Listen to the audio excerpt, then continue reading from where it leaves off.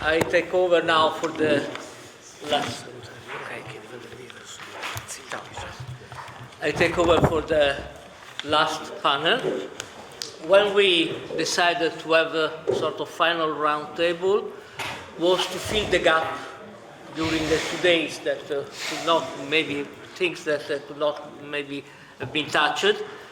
And I have to say that with a lot of efforts, I cannot find many gaps. But I hope that the panelists will act as sort of wise men to find, let's say, the elements that were missing. I will start with criticism to the organizer. I think the title at the end of these 2 days, the title that we gave is clearly too narrow. MFF is only part of a story, and in fact we have now something that is much bigger, and we have a blend of instruments. We have a limit of let's say the European financial support that is no more 1%, but Giacomo told us we are on the way to McDougall figures. So we are now 2.66. So we have something. There is an evolution, and all that we said. I think so. This is something we have to, in our mind, in our even narrative, we have to correct. This is, let's say, one of the first lessons that I take out of this. My first, let's say, reflection that I will put to the panelists is, first, do we maintain a public spending approach with all these new mechanisms? So what is your views? If we maintain sort of at least the traditional public spending approach, or now the fact that we are more in a wider situation with the market is not probably working the same way.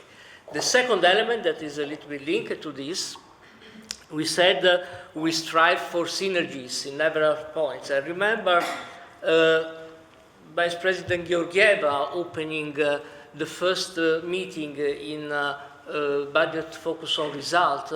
She was proud to say every euro in times of crisis has to serve several purposes.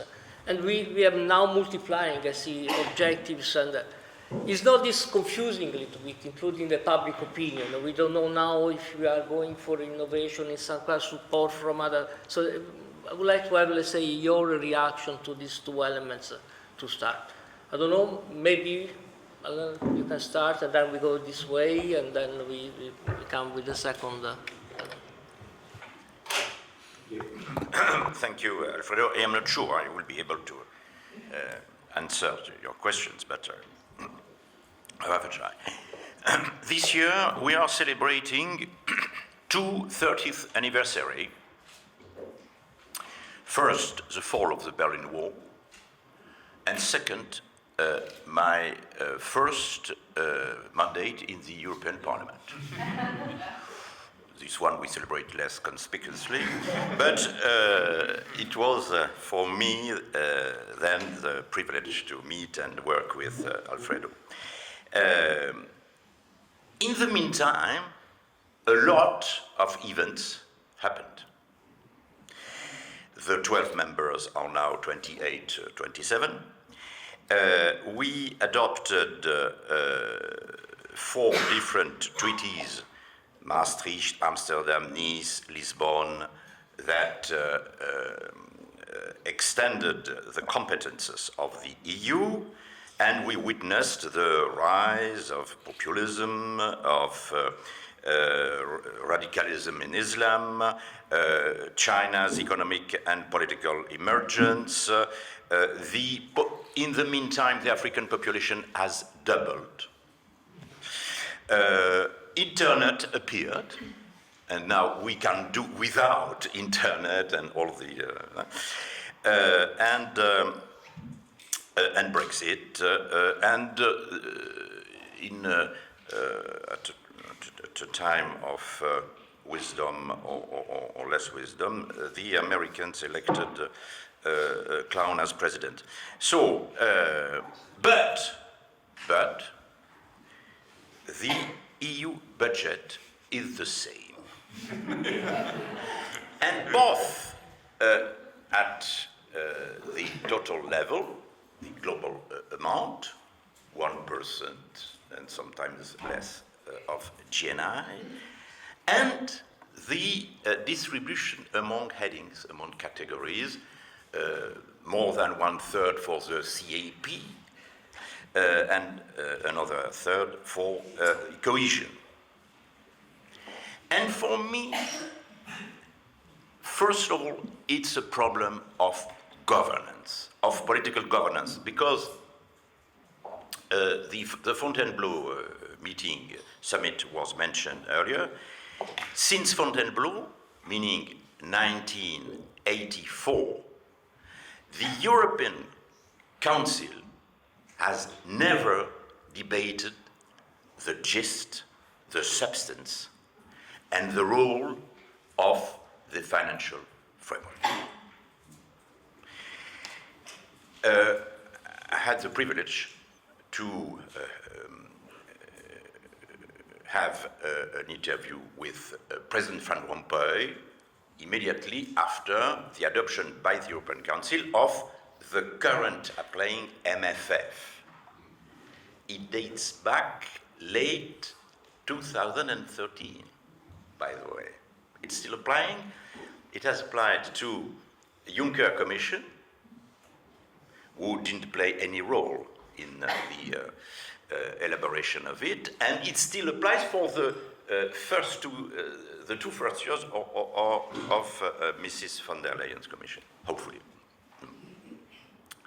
So, and he told me, and I asked him, how did you obtain the consensus, unanimity required among the member states? And he was very happy, and he told me, so it was relatively simple. I resorted to the old confessional method. So I had bilateral interviews with all the 28 heads of state or government, and I proposed a present, a check or something to each of us. So the Poles wanted cohesion fund, the Brits wanted, a lower budget, the French wanted more money for CAP, etc. And only in the end, I called the General Assembly of the European Council. I brought them all around the table, and I asked everybody, each of us gave me their agreement, their assent on my proposals. So I guess that everybody agrees on everything. Is it the case? No further comment? Okay, it's closed. Which means that for the next 7 years, the financial frameworks and the financial caps were decided upon without our main leaders having any discussion at all on the objectives, the aims, the policies to be financed. Somebody earlier posed the question, Mr. Wilhelm, the first question is not how much, is what to do, what, etc. So it's a major issue of governance. And the organizers made available for us a copy of the very high-spirited and interesting speech made by Ursula von der Leyen before the European Parliament. I went into it. There are only two figures. One, she wants to triple Erasmus, and the second, she wants more money for defense. That's it. So, in her agenda, nothing on the EU budget.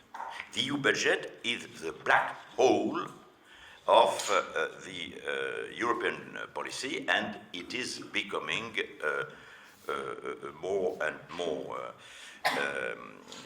difficult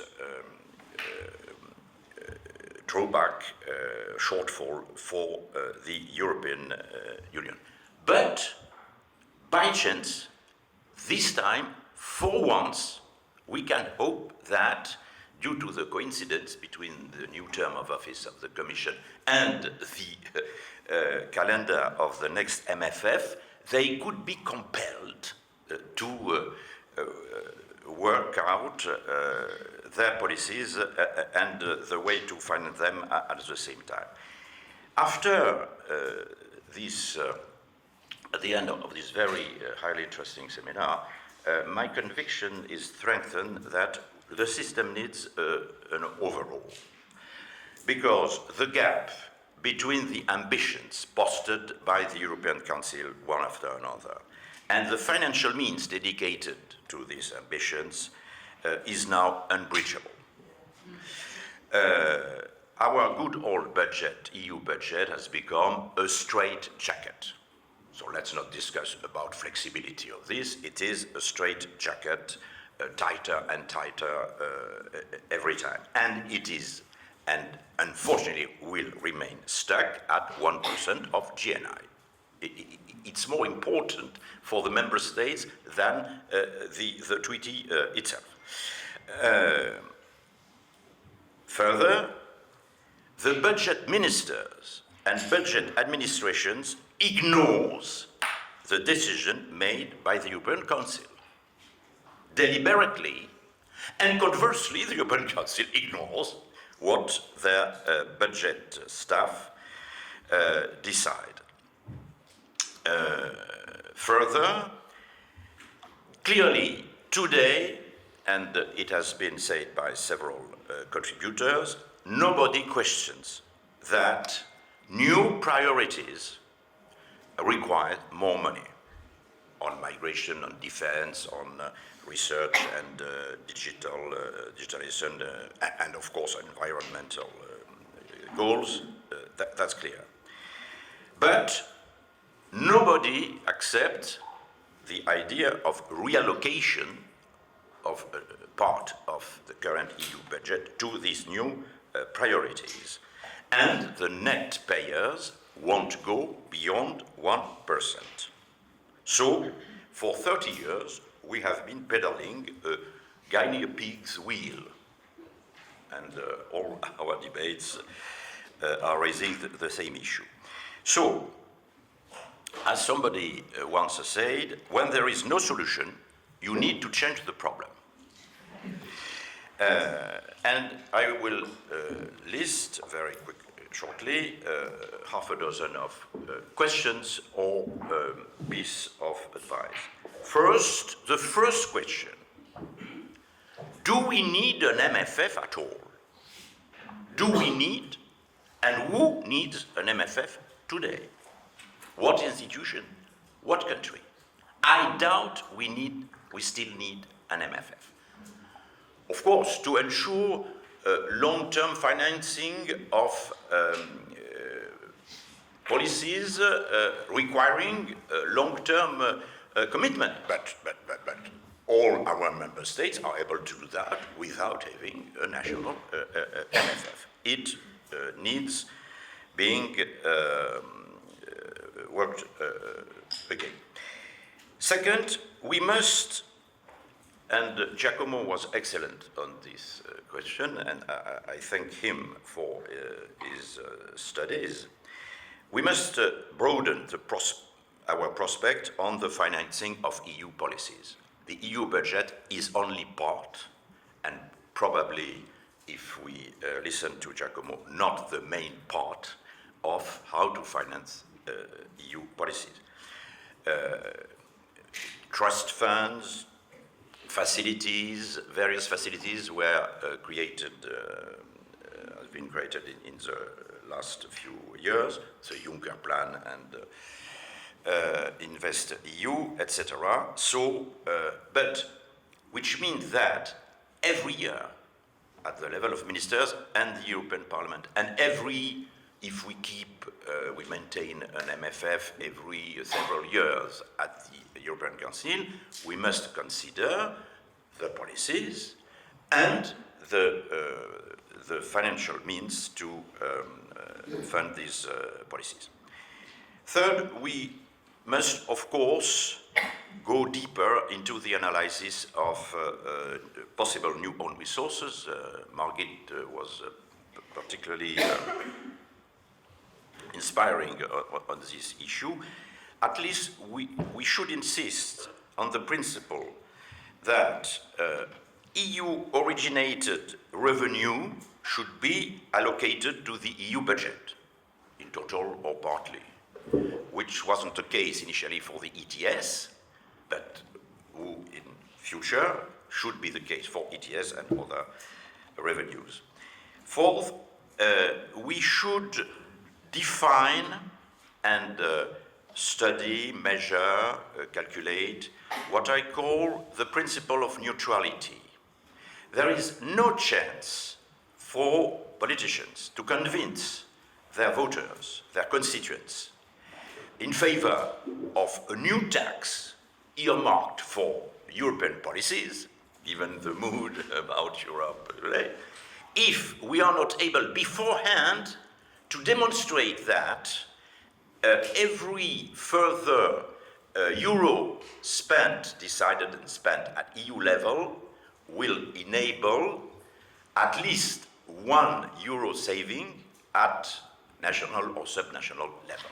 And I hope that the Commission, the Court of Auditors, and the PRS in the European Parliament will be in a position to work on that.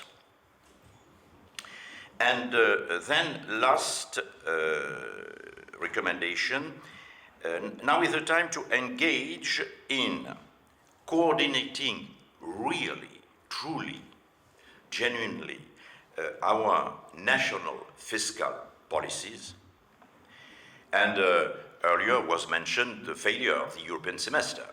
The European semester and the Eurozone meetings, council, at level council or summit, mimic a discussion and a decision-making process, but they are not. And particularly France, periodically, off and on, demands the setting up of an organization of the Eurozone. This organization exists. It was the fiscal compact. But we don't resort to it. We don't make use of it. We prefer mimic, but not pretend, but not really make use of this architecture. And related to that, and David O'Sullivan referred to this idea last night, now is the time to see on some specific important policy how we can ensure that we not only coordinate, but sometimes we merge our national funds to implement common goals. And I will mention two examples. First, on research. What is the interest of, sorry for the example, a Slovenian research budget? But if we add up, and sometime if we merge all our research budgets, we will reach the critical mass earlier. And the other example, it was mentioned earlier, development aid.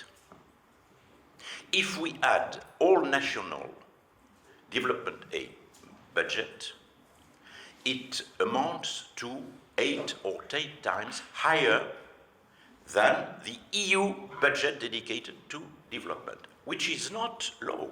It's close to 10 billion a year. But our ministers hardly coordinate. And sometimes our national aids contradict themselves and ignore what is done at EU level. So there is now an approach which cannot afford to not to use.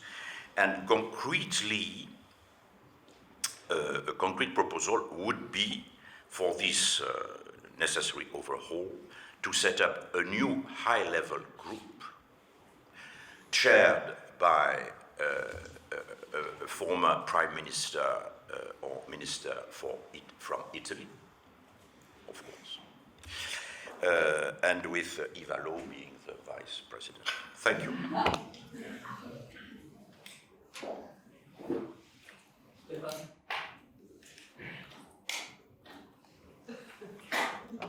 Well, it's very hard to follow this grand panorama on the state of the MFF and these very, very far-reaching ideas by Alain Lamassoure. Let me maybe offer some thoughts on the negotiations at hand. While we learned throughout the different panels that we have a significant discrepancy between the requirements to meet the challenges in the various areas and what the Commission has put on the table. Our small glimpse into reality, which Silvano provided yesterday and which we see from the discussions of the European Council today, shows that to have a result at the order of magnitude proposed by the Commission would be a small miracle, I dare to say. The messages at the moment is that the discussion aims at a far smaller financial framework than proposed. And that, to me, is an unpleasant surprise. I must admit that, and I'm maybe a bit prone to naivete every time a new financial exercise comes around. I'm very enthusiastic starting into it, but this time I felt that without the United Kingdom, that there would be an opportunity for a different development of the negotiation. Given that in the last two rounds it was the United Kingdom which set the lid, which defined the maximum possible, and the other like-minded happily arranged themselves behind it, but the United Kingdom defined. David Cameron was very brutal there in 2013. 908. Precisely, and that was it, and it didn't move anymore, exactly. Not even with the European Parliament later. And so, without the United Kingdom, there would be some hope, and there were some initial encouraging signals. Sigmar Gabriel, I remind you, from the German side. Those signals have faded. Could be an interesting question why. The Schwarze Null dominates also the options at the EU level. And I just read on Spiegel Online yesterday night, why is the German finance minister so insisting on this? And the explanation is, it is popular in Germany. It is popular in Germany. And the arguments coming from international organizations that Germany should spend more are not penetrating very deeply in the public opinion in Germany. So the second reason why I had some hope was that we had this consensus on new priorities. Really, in Council, around this table, this consensus about we have to manage migration, for example, from the origins to the migration process to inside the EU, and that should bring together new coalitions of member states.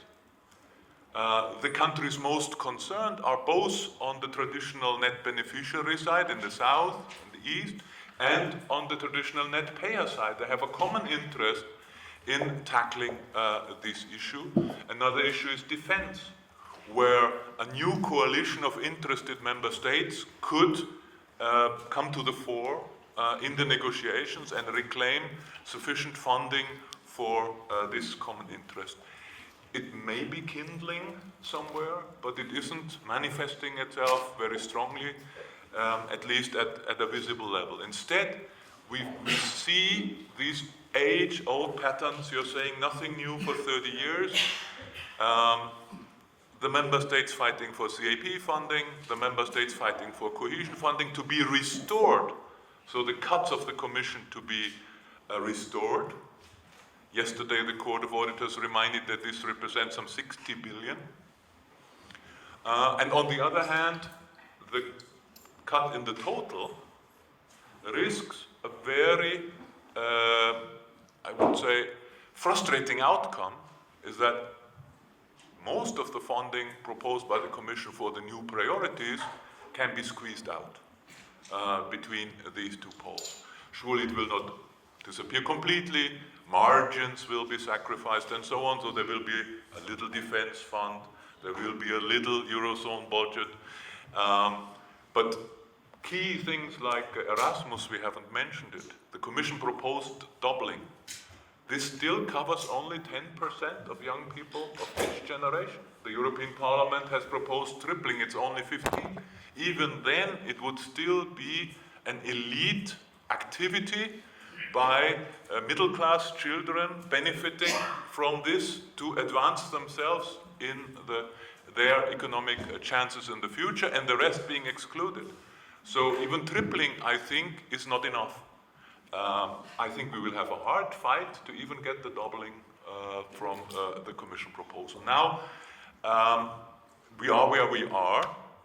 Is there anything which could change the dynamics on this still?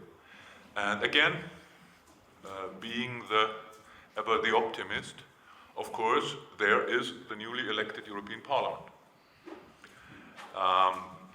How is this newly elected European Parliament going to manifest itself in these negotiations? Is there going to be a bloc strong enough to halt the train, which is moving towards a relatively minimalist, disappointing result? I don't, from my personal experience, want to completely negate just having a result.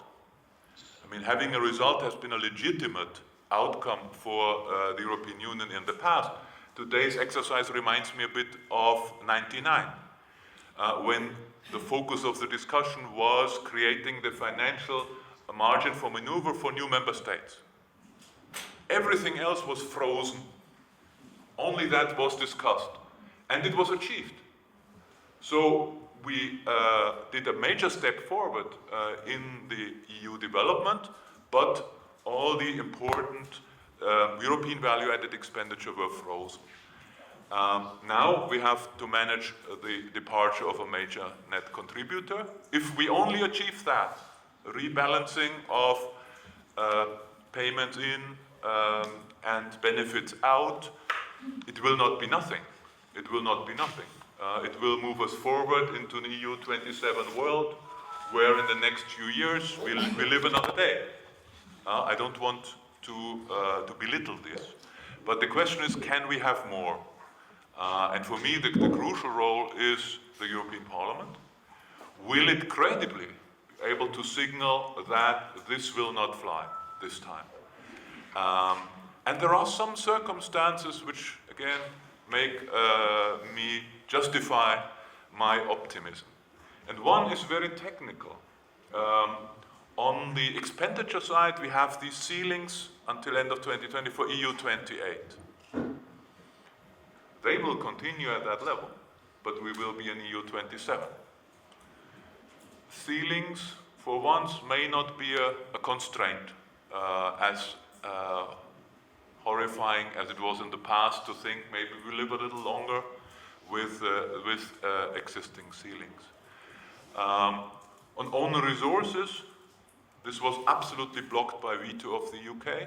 The UK is gone, the British rebate goes. I think the discussion on resources has never been as open as it is today. So there could be a result also helpful for the European Parliament in its acceptance. And so I think there are circumstances which would permit a strong European Parliament with a strong new Commission to put up a credible fight for an outcome which is more than minimalist and which might even resemble what the Commission has originally proposed.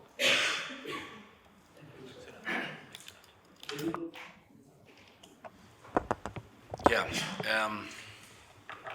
Steve Hadley, the former National Security Advisor in Washington, used to say, nearly everything has been said, but not quite by everybody. So let me add my contribution, because I largely agree with what Alain and Stefan have said. But maybe I'm slightly more pessimistic in the short term, at least. I've done 3 of these exercises. I was heavily involved in the Santerre Agenda 2000, in the ill-fated Prodi Commission proposals, for which I take my responsibility, which were wildly too ambitious and which ultimately became irrelevant and were then superseded by Barroso's second attempt, and of course Barroso's his own second attempt later on. My experience is that it's rare that it's the budget that's going to lead a quantum leap in integration. The only time we've seen that, it was the opposite, was when Delors succeeded with his structural funds initiative, but the politics had been decided, then the budget came later. So I think it's a mistake to imagine that via the budget you get a quantum leap in integration. Budget discussions bring out the worst in everyone. They are the worst discussions because, as Alain has said, it is the value of nothing, the price of everything, and the value of nothing. And in my view, I think this is not a moment when the member states are ready to make a quantum leap. It's just not the moment. You have Brexit, you have all the challenges, which I fully share, they're huge. But I think a quantum leap in integration and a change in the budget to go with it is something we have to prepare for a few years down the road. So my advice to the Commission and to the Parliament at this point would be to get out of this debate as quickly as possible. This debate will not get better by being prolonged. It will get worse. And I think the Parliament and the Commission need to make some strategic choices about what is really necessary, and Stefan has indicated, I think, the kind of elements that we try to get to. I think the Commission proposal probably represents the high water mark of ambition, and it's all downhill from there. And above all, to avoid that this becomes an unseemly wrangle which in the eyes of public opinion will tarnish the image of the European Union rather than enhance the image of the European Union. Because I'm not sure that our public opinion is going to understand that we're arguing about whether it's 1% or 1.1 or 0.9.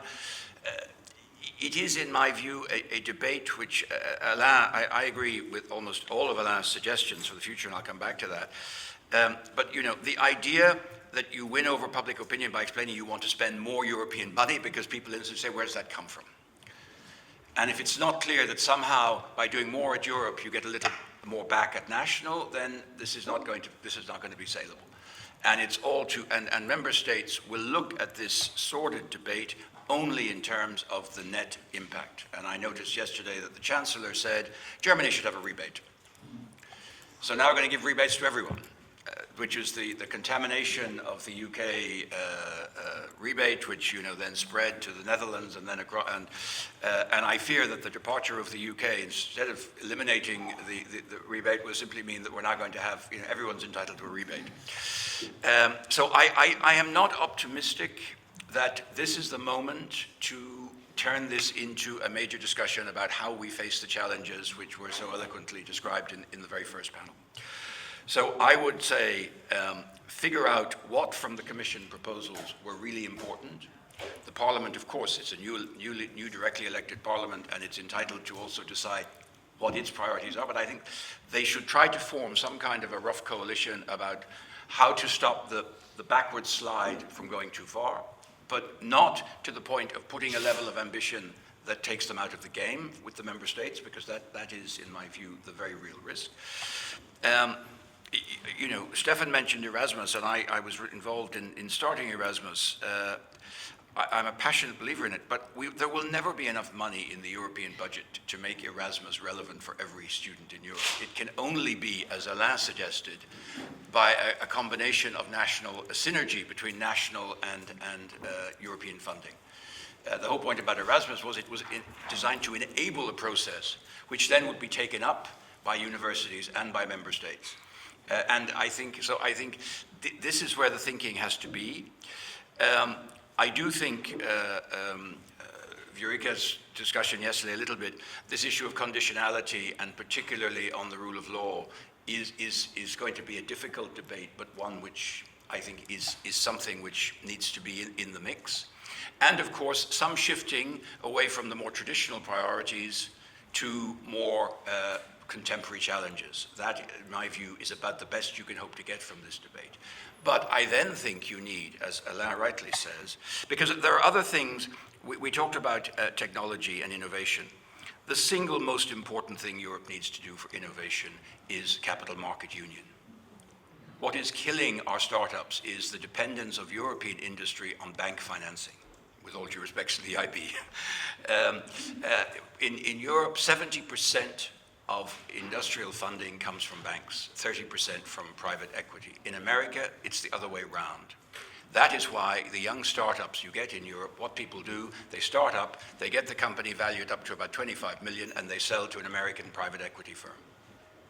That is what is happening all over Europe.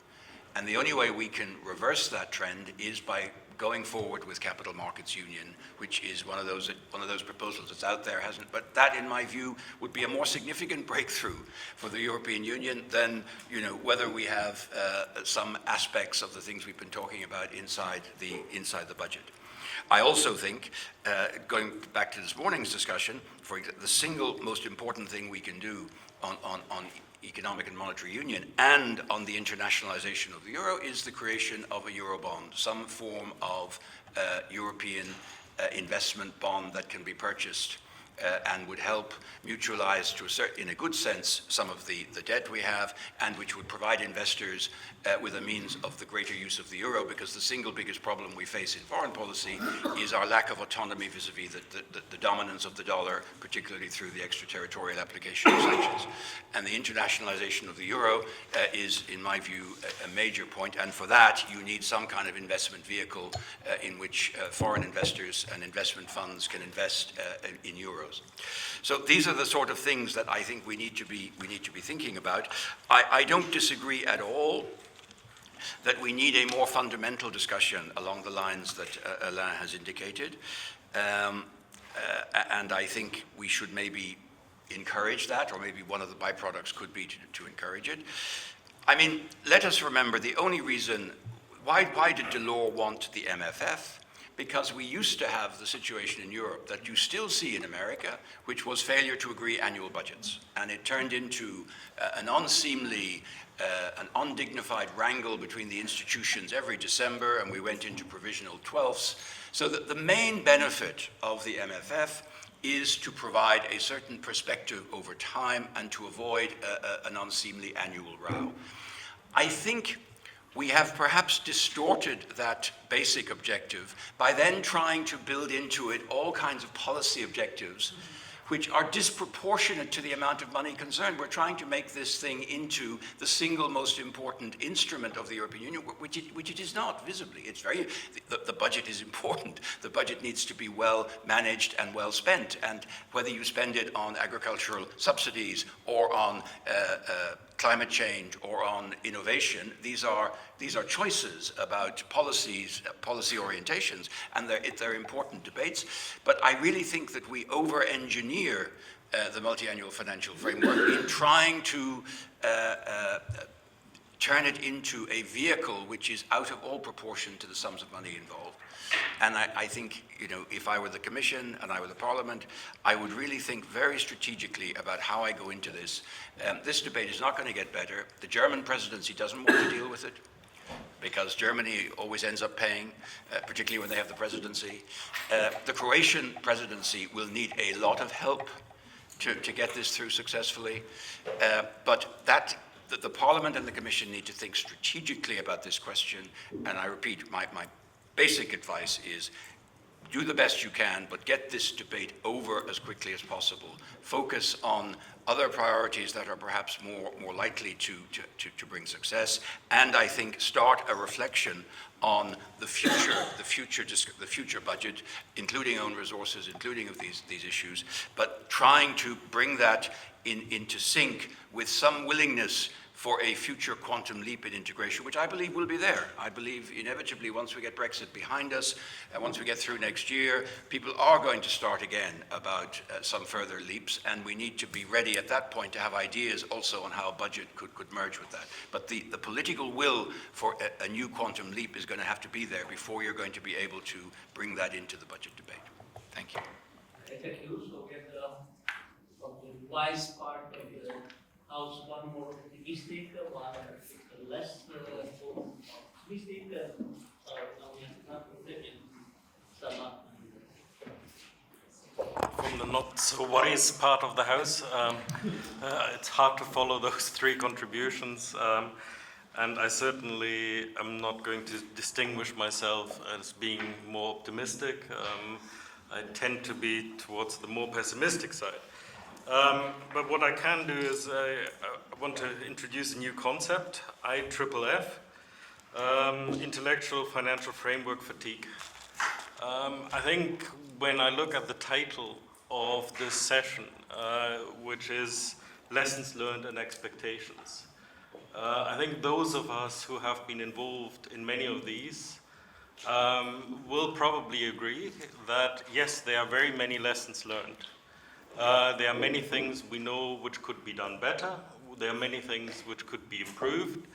But the problem is that expectations every time come down crashing to earth, because in the end, what is at the heart of this whole thing, and that is one of the things we have discussed very little, it was mentioned a little bit in the last contribution, but it's governance. It's in the end the question of how do we decide on this budget. And I would stipulate that as long as we have a system where essentially it comes down to member states deciding unanimously, they will always end up in the end looking at the bottom line, and the bottom line is how much do you have to pay and how much do you get out, because that is what you have to justify towards your voters. So every time we have this discussion about fundamental reform, how can we do the budget better, and I think it's interesting to also recall the UK example in this. The UK went into the last budget negotiations with two very contrasting objectives. One was to have a fundamental reform of the budget, to reduce the traditional spending areas and to put more money into the new priorities, some of which have carried on towards now.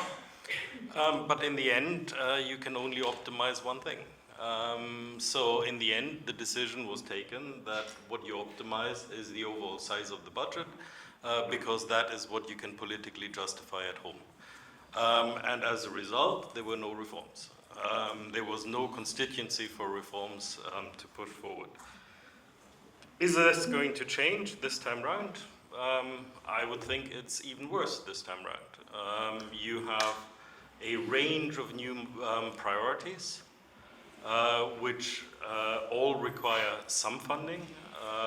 You have, and I think that's something which also wasn't mentioned so much in the last couple of days, you have a situation where domestically spending is much under pressure, even if countries are spending more, but clearly the economic crisis and all of the fiscal implications of that, the debt levels which are there in some countries, all of that is leading to a situation where, whether rightly or wrongly, countries perceive that spending has to be controlled rather than expanded. We have a situation where the UK is leaving. If you take all of those together, it will be even harder to square the circle this time round. What I think is going to happen is, and I think we have to also be politically realistic about this, who drives this process? Who drives this process is the net payers. In the end, they are the ones who are going to have to justify what they are doing at home. So what they will do is they will set an overall limit which they can bear. That limit is going to be significantly below the Commission proposals. I think that's, and we've seen the indications, particularly from Germany, which has a disproportionate role, but if you add to that what is coming out of other countries with quite categorical statement. So we're not talking about a willingness to even talk about it. We are talking about countries like Sweden, Netherlands, Germany now saying this is pretty much it. So what will happen? You will have to take the lawnmower to everything else. The added difficulty is essentially in the current MFF, there are only 3 areas which make a real difference. That's agriculture, cohesion, and research. That's the only ones which have enough money in it to actually have that balancing function. So if you are going to protect 1, 2, or even 3 of those, you're going to have to make tremendous cuts in every other areas. So that's the kind of balance you will have to do. And again, in this area, these signs are not good because we are already having a number of countries falling back onto their vested interest in these areas and saying this has to be protected. So the final outcome, I think, is going to be an MFF which once again falls very short of what from an intellectual perspective you would like to see there. It is not going to deliver on many of the priorities. In many areas, I think the best you will be able to say is that at least we have something in the budget, but it's not going to be significant. When we're talking about the budget for macroeconomic stabilization, we already know it's going to be far too small. Maybe it's going to be even smaller. When you're talking about areas such as migration or the areas linked to external relations, the areas linked to digital new technologies, they are all going to be far too small. That, I think, is inevitable. So, and I think, and that's where I would add a little cynical view on synergies. I think we call it synergies, but very often it is actually an attempt to pretend that the same pot of money can deliver everything. It's the easiest way of doing it. We simply just say everything is climate change, everything is innovation, everything is gender mainstreaming. So in the end, everything delivers everything, and we don't need to have that discussion whether you actually need more money in any place. So for me, synergies are very often a fig leaf, which is actually trying to hide that we cannot decide to put more money into it.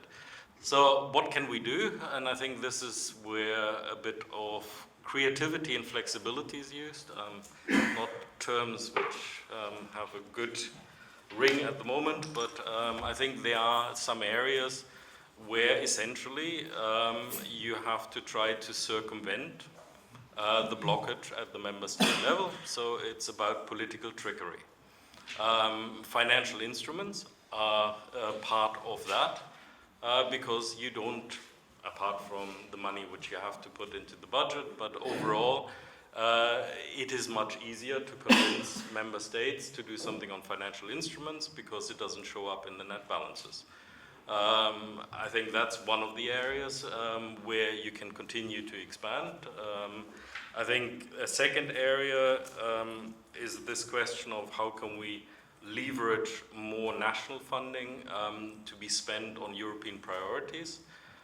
One thing I think we could consider is whether we use match funding, not only in cohesion policy, not only for the poorest member states, but that we actually have that kind of mechanism, for example, in areas like migration, where you would have the side effect of changing, potentially at least, the net balances which the net payers can present at home.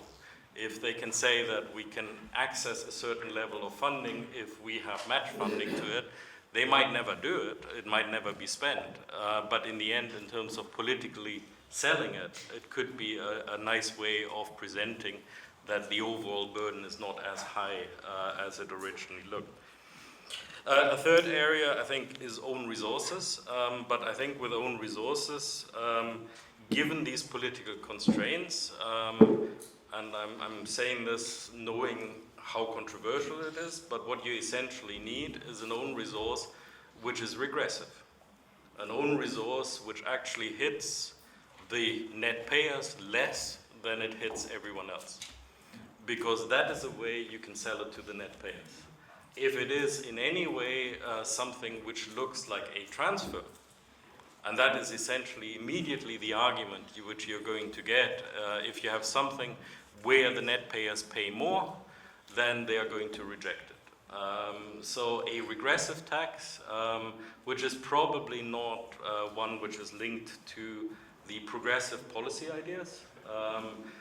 I think we need to be very careful about using, we have to make the distinction between using tax essentially as a revenue instrument or using tax as a policy instrument. I think there are many areas where it would make sense to use tax as a policy instrument, but the nature of that is also that if we use it as a policy instrument, for example, to address negative externalities, what we would hope to have is that over time the revenue will disappear because we're trying to change behavior. So as a revenue raiser, it is not a very stable and I would argue not a very sensible way of going ahead. So I think we do need those kind of instruments, but I think what we are talking about here is much more about revenue raising.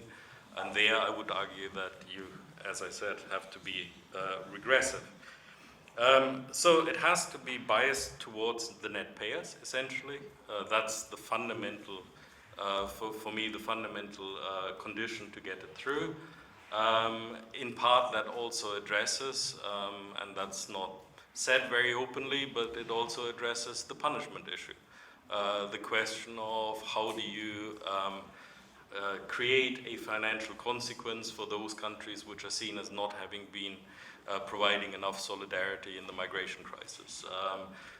That punishment issue is still there. It is still in the political debate in countries like Germany, and I don't think it's going to go away.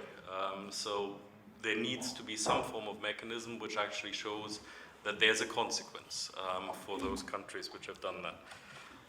Finally, I just want to do two footnotes very quickly. One footnote, I don't think it's just the European Parliament. I think the interesting question is what role the new Council President is going to take. Will we have essentially the Herman van Rompuy method? I think if we have a Council President which is able to go around from country to country and build that kind of consensus, maybe that doesn't lead to the overall discussions we should have. But it could be a very crucial part of getting to an agreement. And I think there is a significant chance that this will drag on much longer and will be much more acrimonious than it has been even in the past, where it hasn't been a great experience. So I think we need to try to find a way of actually getting this home, and the Council President can play a big role in this. And my second footnote, but that follows on from David's comments, it's other policies. I think we should be looking at, in those areas where we have new priorities, whether there are not other ways we can deliver those priorities than through spending, because the spending just is not going to be there. Thank you.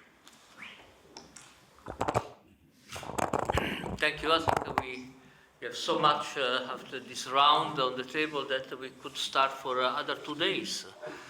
But maybe, I don't know if somebody from the floor wants to jump in and make some comments around.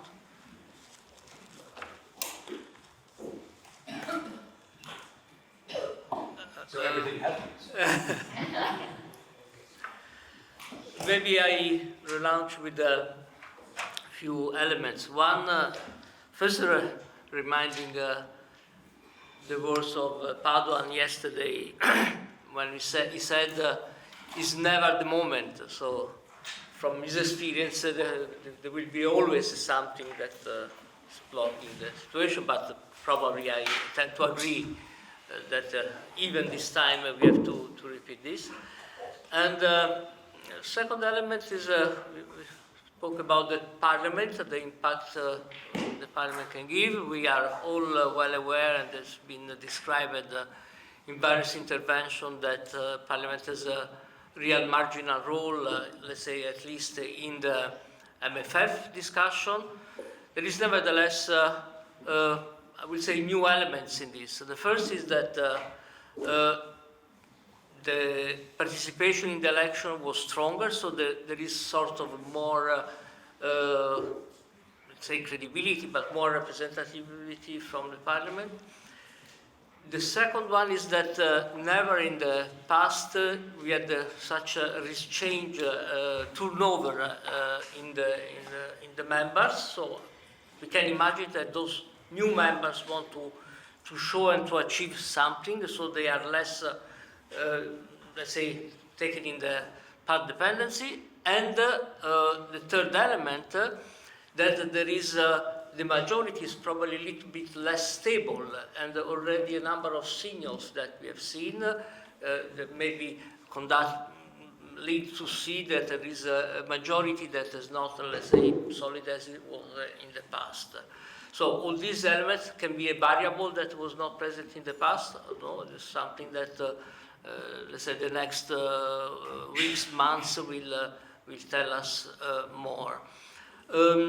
Another element that has been largely quoted, what will be the effect to be 27 around the table. It's not only, as Stefan mentioned, it's not only the one less. No, there is some, let's say, delegation that was strong and that had a number of even supporters in this group. So this will change. In which way will change the level? Stefan was, let's say, relatively optimistic, but already we see somebody that is taking the place for the UK. My last consideration will be how important is for the new Commission to have their priorities very visible in this exercise, because from what I see, number of elements are there, of course, but the 6 points, that's why we wanted to have this paper from von der Leyen, are not so visible in the political discourse. So the Commission will remain linked to the old level, or will try to reshuffle or give a presentation. So, and this is another, let's say, question mark that will be for the next months. I don't know if there's any other. Jonas, thank you. Thank you very much. Allow me to maybe play my own drum, and given that nobody else wanted to speak, I thought, okay, maybe it's justified, because Giacomo had kindly referred to some of the research I did like years ago, which was about how the MFF came about and what generates the stability of the MFF. And I'm provoked by Alain Lamassoure's question, why, I mean, maybe we should do away with the MFF. And so if you see the MFF as a temple, and I have actually a figure in the book that portrays it that way, is the 4 pillars that were instrumental for getting the MFF, and are in a way the 4 pillars on which the MFF stability is based. There was a large bargaining power of those that really wanted the change. So it was led by the Commission, but a lot of member states, the key member states, really wanted to change. So it was the bargaining power that in a way generated the necessity of the change. And at the same time, by having unanimity in this new system of the MFF, the bargaining power for changing it is now rather limited. So in a way, you have a reverse effect. But that was the bargaining power that led to this. The second pillar was the interdependence of subfields. So we managed, I mean, Delors in particular, bring all the different subfields together, and that links a bit to the point on he brought policy and budget together. So there was a need to have a solution on regional policy, a There was a need to have a solution on the resources, and there was a need to settle the agriculture. So he brought all these policies together and said, let's create a frame for that, and he got the interest of the leaders. That was probably one of the times where really the leaders discussed budget. They said, we need to have a solution to this. The third pillar was the relative switching, was the high opportunity cost. So it was the budgetary conflict, the constant budgetary conflict was generating a cost that was too high. So in a way, the opportunity cost for not changing, or the cost of keeping a system that was in place, was too high. So that made actually the need to introduce something new. And the other and last pillar was the ability of the current system at the time to, in a way, allow for small changes to solve the situation. And that wasn't seen anymore. So in a way, is the ability to have a sort of small institutional changes allowing to address the conflicts at the day. And this is in a way what makes the MFF so stable, these four pillars, because the MFF has been able to be adjusted slightly to always in a way take on conflict. So there's not been a strong bargaining position that really wanted to change.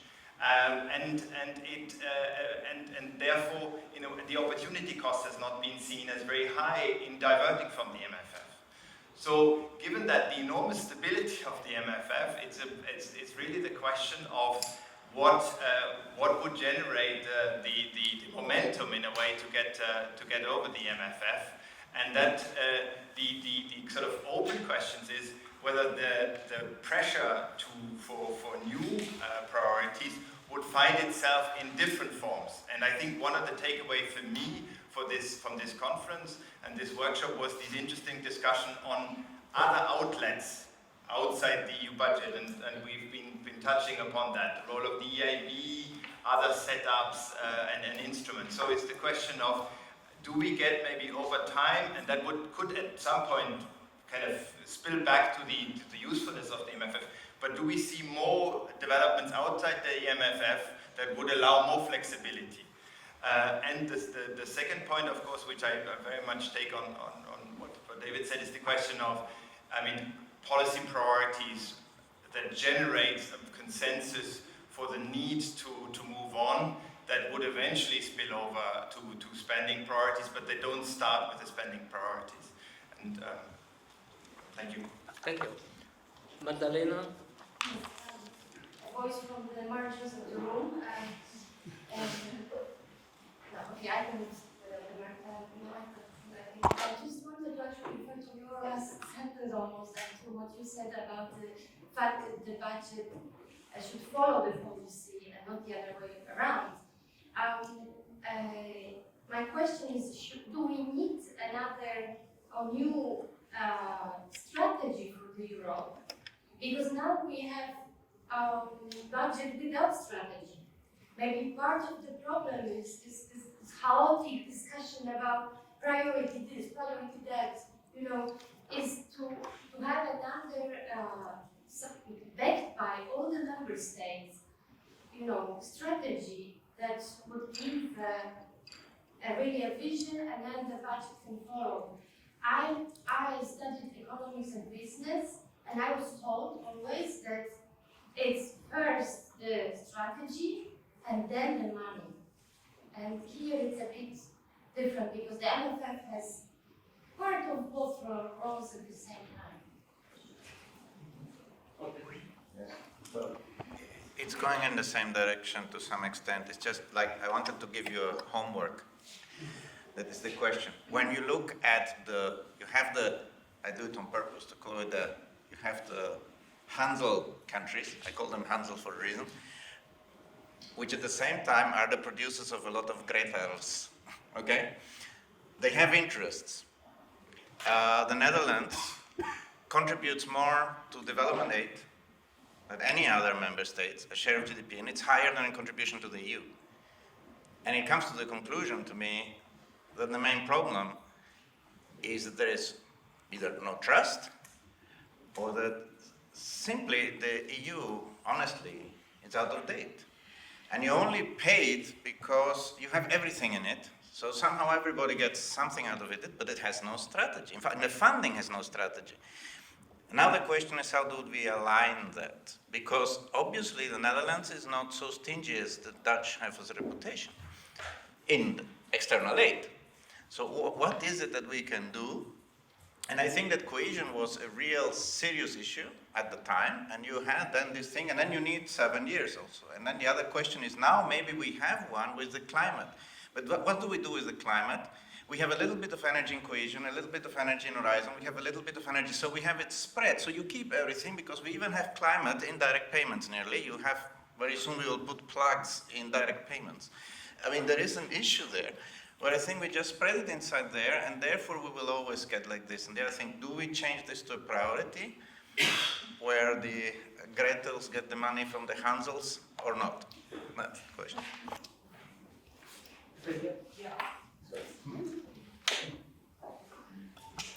So I wanted to come back to the comments Alain Lamassoure made about communicating the budget and indeed trying to change the message. Because in the European Parliament, certainly the message was always criticised for we want more money, and then it moved to we want more money to deliver X. And now the trick will be to change the message to say we do things through the EU budget and we save you money. This is what Alain said. So we have this cost of non-Europe report that we've developed in the European Parliament that tries to estimate the efficiency gains and the savings we get from doing things better at EU level. So for example, development policy that we talked about this morning. We have 3 development policies in Europe. We have the European policies, then we have the European Development Fund, and then we have all the national policies. This cost of non-Europe report estimates, for example, that there would be savings of 800 million euros per year with better coordination of all these policies. And that's just one area. There's all sorts of areas where we can see more. What we're trying to do now is to take this idea further and develop this notion of a waste rate and try and calculate how much money is being wasted by duplicating at national level things that could be better done at EU level. Now, this is not easy, this methodology. We're in the process of trying to do it, but this is certainly what we're trying to work on at the moment is a way to try and really put more information out there to support this message, this communication, that we're not a wasteful, profligate budget, that it will actually save the taxpayers' money if we do things better at EU level. Allow to me to have a contradicting voice. You mentioned that it's the President-elected Commissioner priorities were not so ambitious. Not sure about that. The Green Deal story, of course, we can do every time more, but the Green Deal objective is a quite challenging one. So to mention that we want to be the first climate neutral continent by 2015, it's not something that it's so obvious, because at the moment we are discussing with member states, and not all the member states agreed on that. So we don't have to forget that when we are talking about EU is there, but EU is composed with many member states and with a European Parliament. So when we take the decision, it's the decision of different member states that are to come on board in the challenges. So I agree that we will have to give more visibility on the priorities, but priorities are there. There were high-level council that discussed, Minister President discussed about the priorities, and on the basis of these priorities was built this budget. And there are priorities that are very challenging in the new priorities of the Commission, priorities that for me is important because they are answering exactly to the youth people that are in the street, that are asking for in Europe, that look more to the Green Deal. And it will not be so simple. There were mentions about the cooperation development and the different strands of the development cooperation. But of course, there is the EU, and there are, once again, different member states. Sometimes different member states are there also to look to their own interests, and of course, everyone wants the visibility. But this not means that there is no effort to create a coordination. We have a policy. There is the consensus for development. It's the key document agreed with all the member states that indicate the priorities for our development cooperation. Of course, there is a lot to do to avoid duplication, to ensure mainstreaming, to ensure a coordination from the top to country level. But we cannot say that there is nothing. There is this objective to try to have all our action development as one. And that is the reason why this morning I mentioned not just the amount of the EU, I mentioned that EU plus member states, we are the first in our cooperation world. Thanks. Thank you. Looking around the table, and so maybe that's a sort of wrap up. Oh, this is not a wrap up. I just want to firstly apologise for having to leave this morning, but we were shortlisting for a very important post at the EUI, and the President required my presence in his office, so apologies for that. But I think what we don't know a lot about is the interaction between EU level funding and national budgets. I don't think we know anything about it at all. Whether or not whether it acts, it substitutes for domestic spending, it's an incentive, it leads to European-wide outcomes that we favour. I give you one very small from my own field, higher education. So in the Tiger times in the 2000s, for the first time ever, the national budget in Ireland had serious research funding, unprecedented in historical terms. It was much easier for academics in Ireland to access that money than it was for them to access European funding. Less bureaucratic, less demanding. And so Ireland's participation in Horizon went down. Not because they shouldn't have been applying, academics were rational, they spent their time applying for what was the easiest available money to do the research they wanted to do. Then the financial crisis hits, and Irish public funding in higher education was stripped to the bone. Suddenly what happens? Ireland's take from Horizon 2020 begins to dramatically increase very quickly. Rational actors start to apply for European money in the absence of the domestic pot. So again, I think what we have to ask about the budgets is, where can European funding be spent in ways that really leverage the collective, capacity of Europe? And I think it's an area that we simply don't know much about. We don't ever look at it, the dynamics between the domestic and the European. And I remember long ago doing work on the regional fund before MFF, when the big issue was it additional money? And there was absolutely no way of understanding whether it was additional or not. So again, I think we need to look at what is the purpose of EU public finance and what's the most effective, I'm not talking about efficiency, but effective use of what are relatively small amounts of money. And maybe perhaps doubling research and development is not as important for Europe as ensuring that the defence fund has enough money. So I just rested there. I think these are hard questions, but I think we need to ask them. Thank you.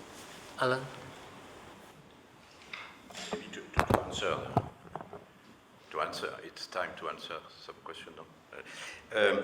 To answer your point, your last point, it's very important. If we were serious among the institutions, the first thing to do would be to engage in working out a common public accounting system. We cannot, we discussed it with you, we cannot have a common view of the addition of the EU budget and national budget because the definitions are not the same ones. And we met the same problem in working on the common corporate tax base system. We try to have the common definition of a profit, a corporate profit. So it is possible to have the same definition, but it wouldn't apply in the same way in the member states, in the concerned member state, because our private public accounting rules are very different. So, of course, it takes time. Of course, politically, it's not vote catching, but somebody would have to start with that. Maybe another a couple of comments to answer or elaborate on what Fabian has just said. The exercise made by EPRS on the cost of non-Europe is particularly interesting. Maybe it could deserve a change in the title. Cost of non-Europe, it's outdated. Well, savings made possible by Europe, you see. But, well, and one of the target or one of the next stage could be to evaluate the budget and financial consequences of the agencies. There are more than 30 European agencies, and if their creation was well devised, it should, the administrative costs at EU level should have been offset, at least partly, ideally totally, by savings at national level. And my feeling is that it has been the case in some cases, for instance, on aviation safety. I'm not sure then on other cases it was as beneficial as that. Last point, which could be interesting to have an academic survey. Nobody has mentioned on MFF that between the date of the creation of MFF and today, the system has completely changed without any political decision. Initially, 100% of the financing of the EU budget was based on own resources. And today, 80% come from national contributions, which means it's completely different. And this infernal logical of I want my money back comes from the fact that, of course, if you have national contributions, you want the juste retour. And one of the main differences between what then was the European Community was the fact that all other, without exception, international organizations are all financed entirely by national contributions based on GNI or etc. The EU was different because it was an economic community, etc. And what are the reasons for this change? First, there were objective economic reasons, customs duties bring in less money due to development of international trade agreements. But national budget administrations managed year after year to take back part of the revenue of the VAT resources. And now, instead of proposing a kind of upgrading and new definition of the VAT resources, well, the Commission proposes to drop the VAT resources. It is, again, a problem of governance. How is it possible that without any political decision, either at minister level or at prime minister level, we have completely reversed the system? Final word from Fabian. Just very quickly, 3 points. One, do we need a strategy? I'm not convinced that it was any better when we had a strategy. I mean, we can argue about whether a strategy is useful or not, but I think in terms of budgetary negotiations, it doesn't make much difference, because essentially we have 3 strategies. Even if we don't write them down, we have the new priorities, we have the traditional priorities and the vested interests, and we have the financial accounting priorities of finance ministries.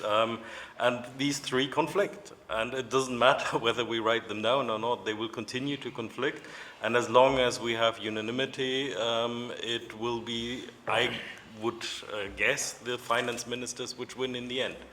My second point is, I think what we should also think about is whether there are areas outside the EU budget where more is possible, even on a bilateral basis or a small country basis. Of course, that raises questions about how scrutiny, it raises questions about how it is linked then to the budget. But I think in some of the areas where it's politically very sensitive, member states would be more willing to do things if it's not within the MFF framework. And my third point was just on cost of non-Europe. I see it a bit more critical because it's a question of credibility as well. If you're going to the member states, the immediate answer you will get is, of course you would say that. Of course, a European institution says it is costly not to do things at the European level, but why do member states not pick this up? And I have this kind of little rule as an economist that if something looks blindingly obvious but it's not happening, then there must be a very good reason why it's not happening. And I think it is about looking at what is the reason behind that, and that has to do, one, with political preferences. There are just certain things they don't want to have at the European level, regardless how economically effective that might be. And I think there's also, whether justified or not, there's a lot of doubt whether it would actually be more effective at the European level, because many member states will tell you that the experience in the past, and again, I'm not making a judgment on it, but they will say that spending at the European level is not done effectively and that it's actually wasted. So they doubt the fundamental logic behind the cost of non-Europe.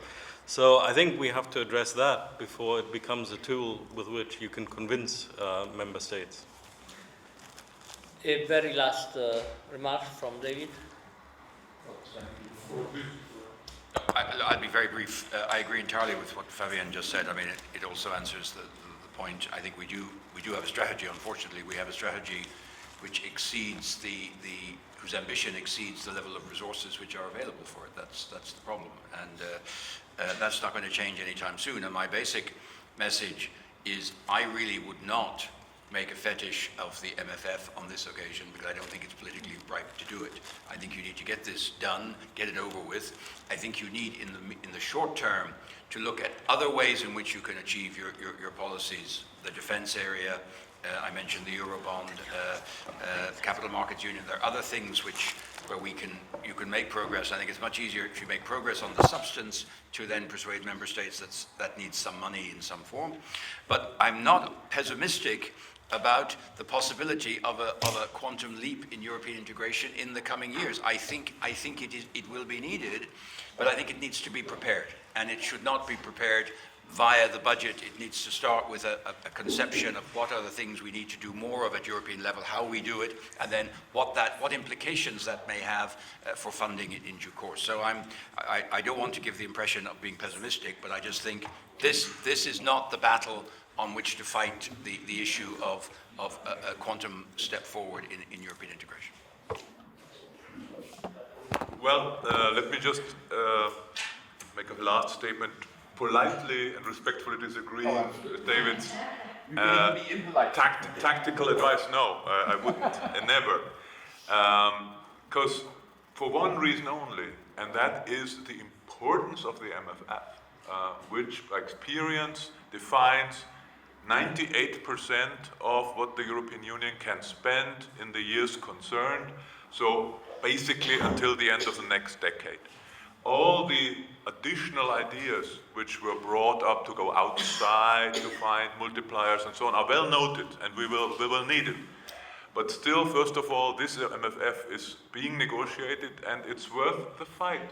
I'm a bit less pessimistic that this will turn off the public, because in this squeeze which is now emerging between the hard blocks of CAP cohesion and bringing down the top, what is squeezed out are expenditure, let me remind you, from digital to migration to Erasmus to development aid, which in a public debate we can well defend. I think heads of state and government will be embarrassed to explain why, with a looming further migration challenge from Africa, for example, this limited increase which Commission has proposed is even cut in the negotiations. And so this is a ground we can stand our ground, I think, on these areas much easier than defending the CAP also, if the discussion is about investing in the future. So I'm just appealing to everybody, the fight is now. It may determine what we can do for a long time in the future. Thank you. I don't want to prolong the meeting.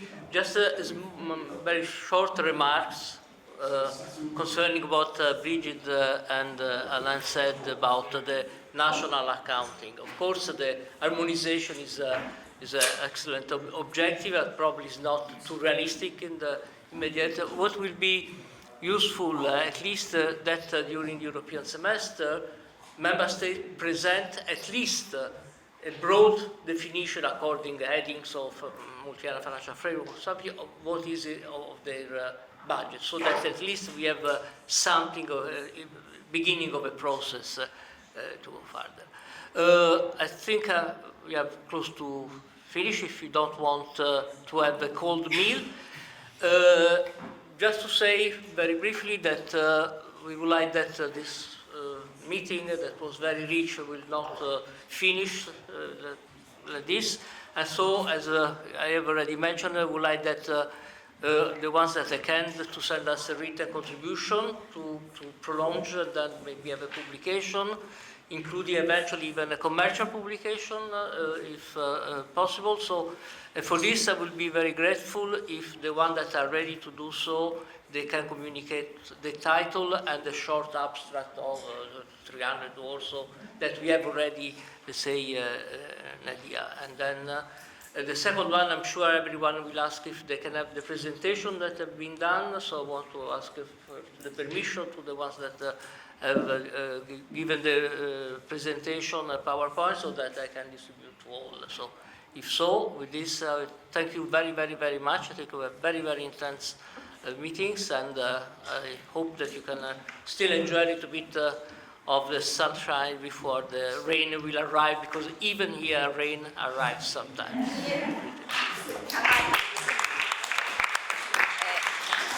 Can I just